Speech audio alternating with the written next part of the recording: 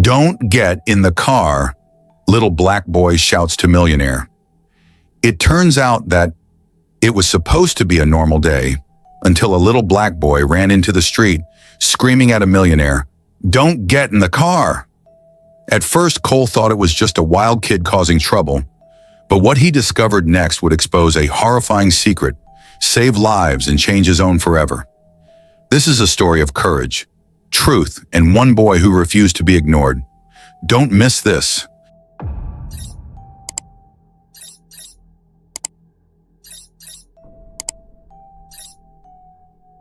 It was a quiet Thursday morning in the upscale neighborhood of Riverstone Hills. The sun had just climbed over the rooftops, lighting the manicured lawns and gated mansions in gold.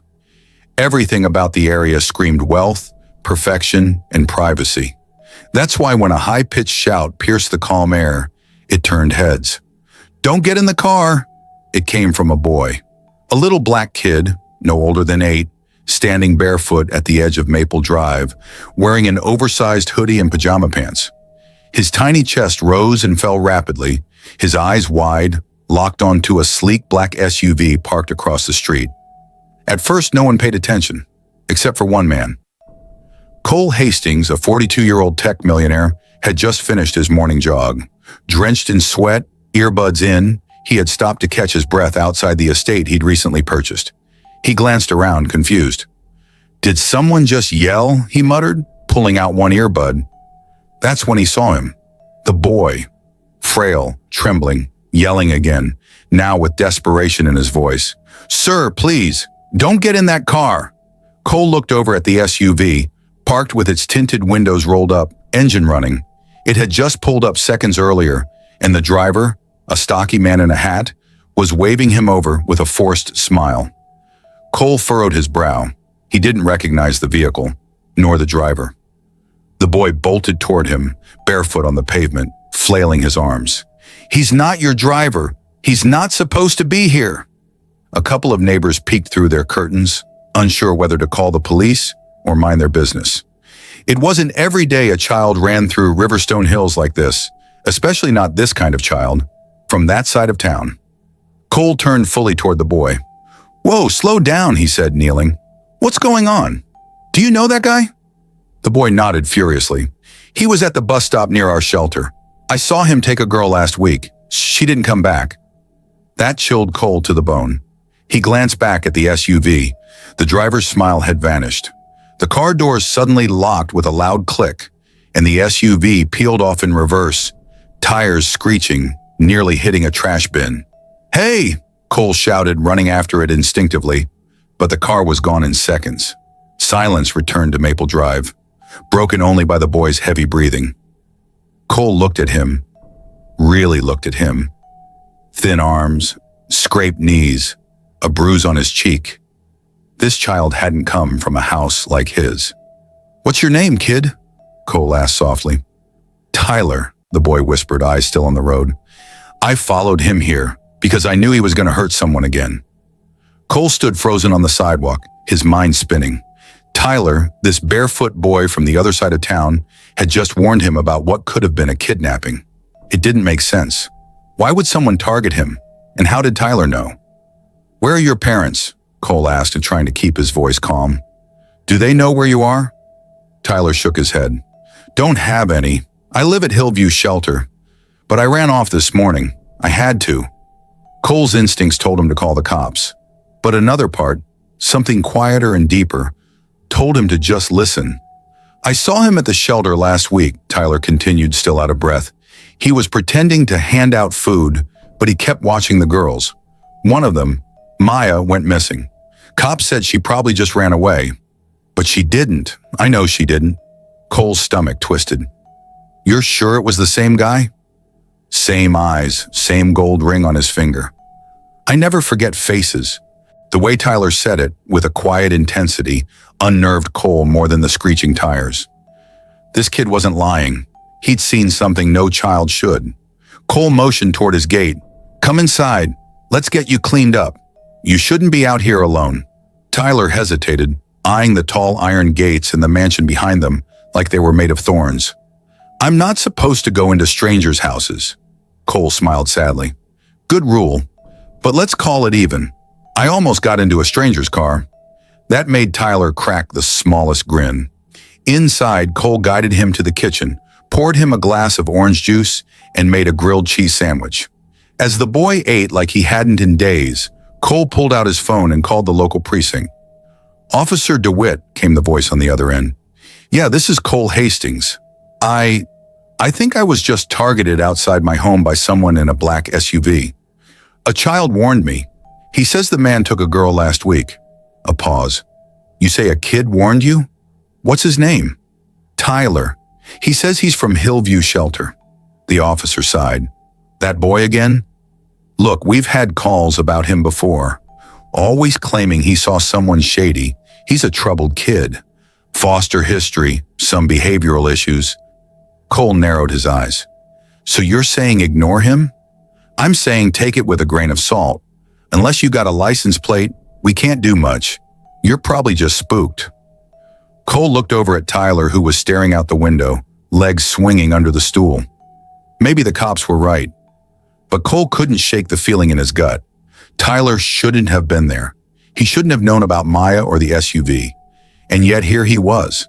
Something told Cole that ignoring Tyler would be the biggest mistake of his life. The next morning, Cole couldn't shake the feeling in his chest. He'd barely slept. Every time he closed his eyes, he saw the SUV's tinted windows, the look of panic in Tyler's eyes, and that voice in his head. Don't get in the car. Tyler had slept on the couch in Cole's guest room, curled up under a blanket, holding a pillow like a shield. He didn't complain, didn't whine, didn't even ask for more food. He was quiet, watchful. At 7:30 a.m., Cole made pancakes. Tyler blinked awake to the smell, rubbing his eyes. You could have left, Cole said, sliding a plate in front of him. Why'd you stay? Tyler shrugged. Felt safer here. You didn't think I was crazy. Cole sat across from him. I don't think you are, but I need to understand why you're so sure that man was dangerous. Tyler bit his lip. Because I saw him talking to Maya 2 days before she disappeared. I told Ms. Gina at the shelter. She said not to make trouble. Cole raised an eyebrow. Why? Because she's scared the shelter will get shut down. We don't have enough funding. Any bad news could make the city pull support. Cole frowned. So she's letting predators walk around because she's scared of losing money? Tyler looked down at his food. She doesn't see it like that. She thinks if we keep quiet, they'll leave us alone. Cole ran a hand through his hair. This was deeper than a single warning. This kid had been ignored, dismissed, maybe even silenced, because he told the truth too often. Before he could say more, there was a knock at the door. Cole opened it to find a tall woman in her 40s with short brown hair and a pressed blazer standing stiffly on the porch. A police cruiser idled on the street behind her. Mr. Hastings, I'm Officer Yvonne Keller, Child Protective Services Liaison. I understand you took in a child last night. Tyler McCoy? Cole's stomach tightened. Yes. He warned me about a man who tried to pick me up in an SUV. The police said they couldn't do much. I understand, but we received a call from Hillview Shelter this morning. They're claiming Tyler ran away and is emotionally unstable. From the kitchen, Tyler stood silently, his small hands clenched. He's not unstable, Cole said. He's scared, and I believe he might have saved my life. Officer Keller's smile was tight. That may be, but he's still a ward of the state, and we have protocols. Tyler stepped forward. Don't send me back, please. Cole looked from Tyler to the officer and made a decision. If he's a ward of the state, I'd like to file to be his emergency guardian, at least until this is sorted out. Keller blinked. You're serious? As a heart attack. Cole had never filed for guardianship before, but he knew how to move fast when it mattered. Years of high-stakes business taught him that dragging your feet got you crushed. By noon, his attorney had filed an emergency motion in family court, and Officer Keller agreed to allow Tyler to remain with Cole temporarily, pending the judge's ruling. Tyler was stunned. You really want to keep me here? Cole nodded. Not forever, kid. Just until we figure out what's going on and what happened to Maya. Tyler looked away.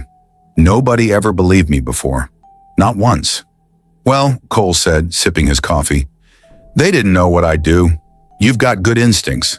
The kind people ignore until it's too late. That afternoon, Cole drove them across town to Hillview Shelter.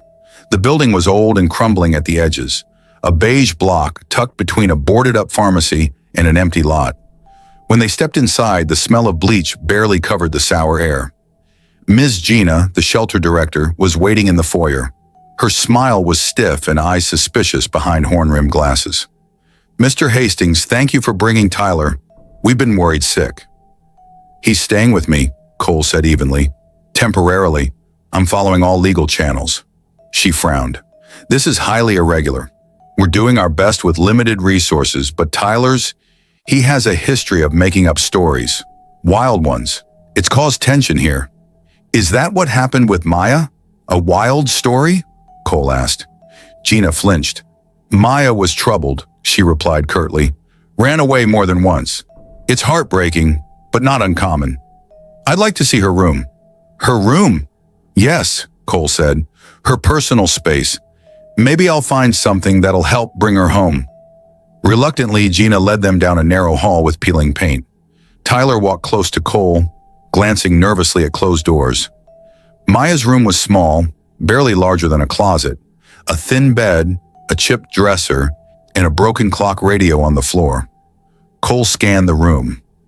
Nothing obvious, but Tyler was already moving, lifting the mattress, checking under the dresser. "There," he whispered, pulling out a folded piece of paper. It was a torn scrap of notebook paper. Written in messy handwriting were the words, "If he comes back, I'll scream this time. The man with the gold ring. Please tell someone." Cole stared at it. "This is a cry for help." Gina's face turned pale. "Where did you find that?" "Under the bed. Looks like she was scared," Cole said coldly. "And if Tyler hadn't followed that car, I might be missing too." Tyler stood still, eyes wide. Cole slipped the note into a plastic bag from his pocket. He'd come prepared. "I'll hand this over to the police," he said.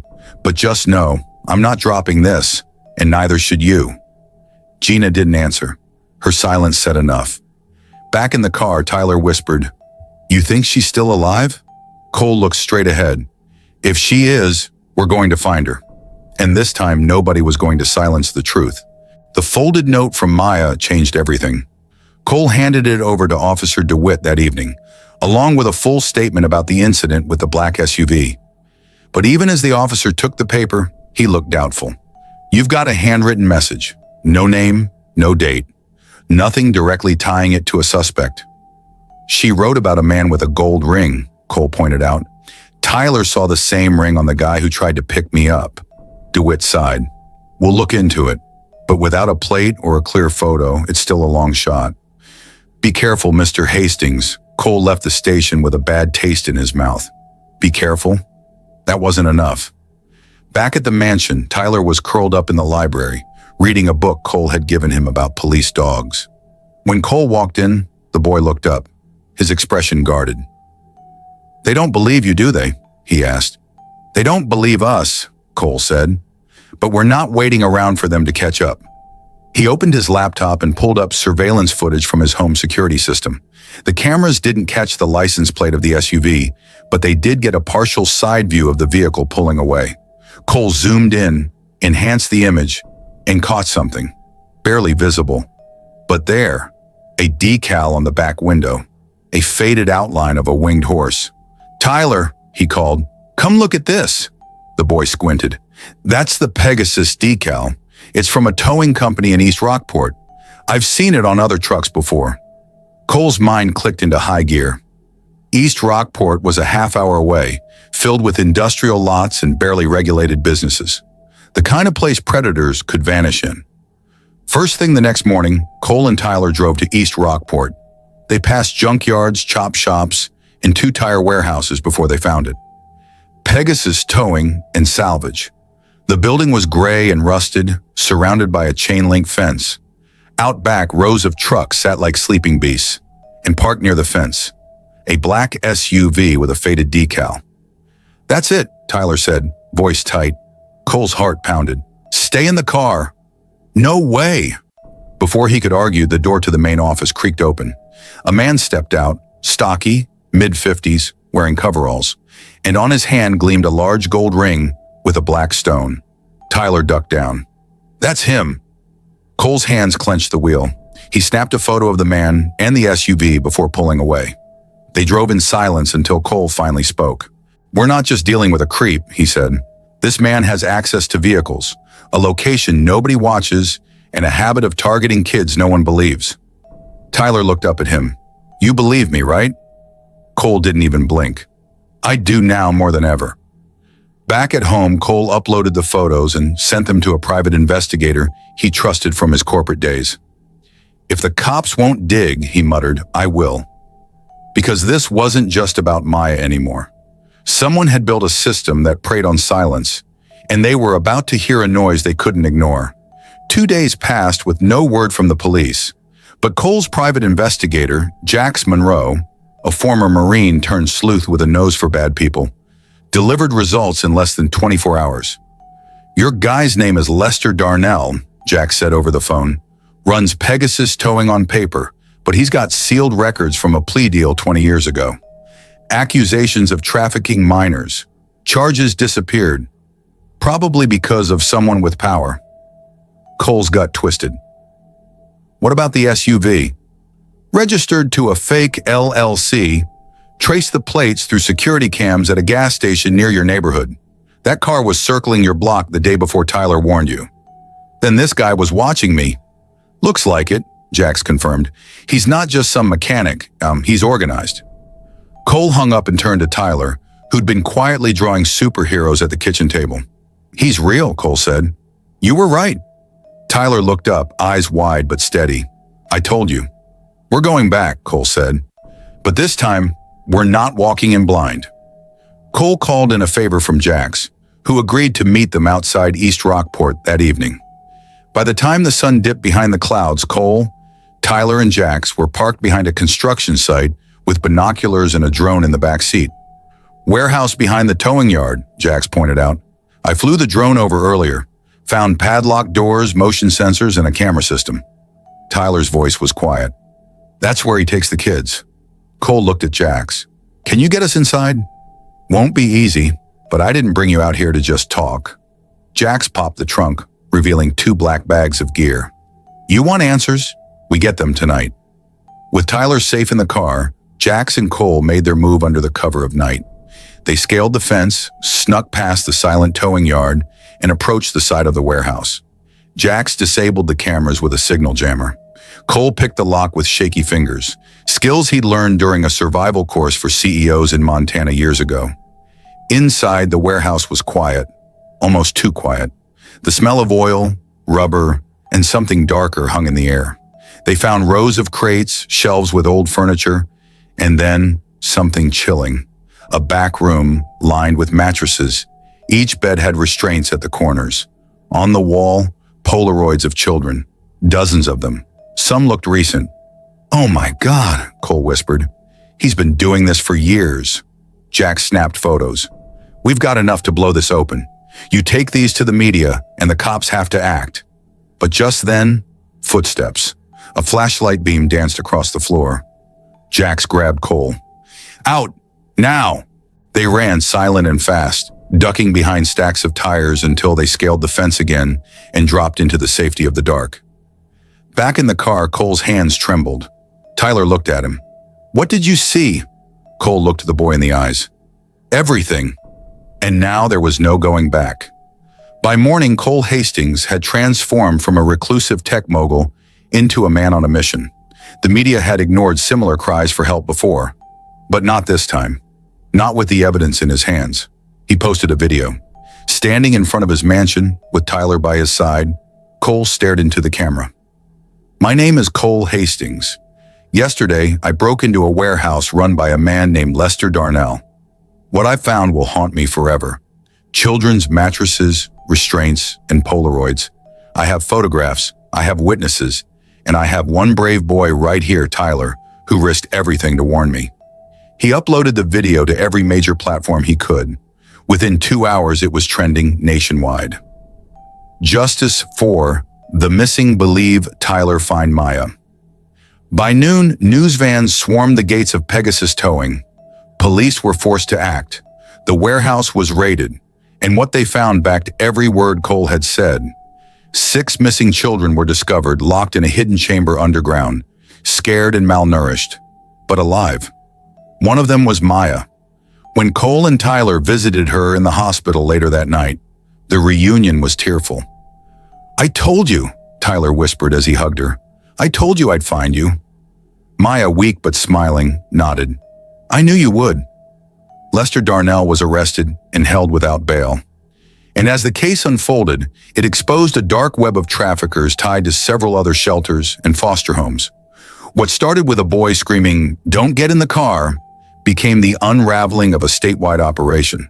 At a press conference, the mayor publicly thanked Cole and Tyler for their courage. "I didn't do this alone," Cole told the crowd. "This young man here, everyone told him he was a liar, a troublemaker. But Tyler saved my life. He saved Maya's, and now he's helped save so many more." Tyler stood frozen, blinking as the crowd applauded.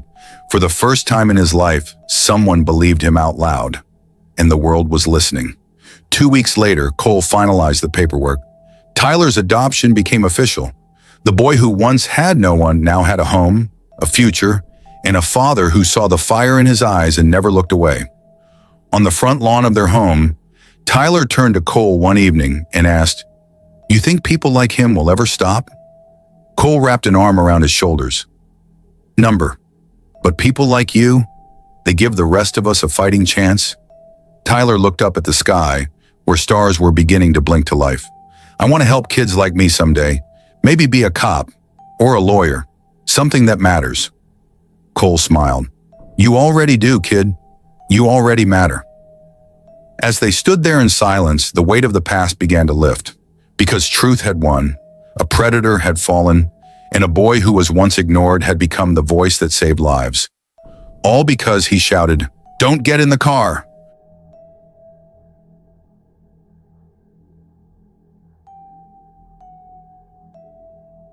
What started as a desperate warning from a little boy became the turning point in a dark story too many tried to ignore. Tyler's courage, Cole's belief, and one bold decision exposed a hidden evil and gave countless children a second chance at life. Sometimes it only takes one voice to break the silence. If this story moved you, don't forget to like, subscribe, and share. You never know who might need to hear it. And remember, real heroes don't wear capes, they speak up.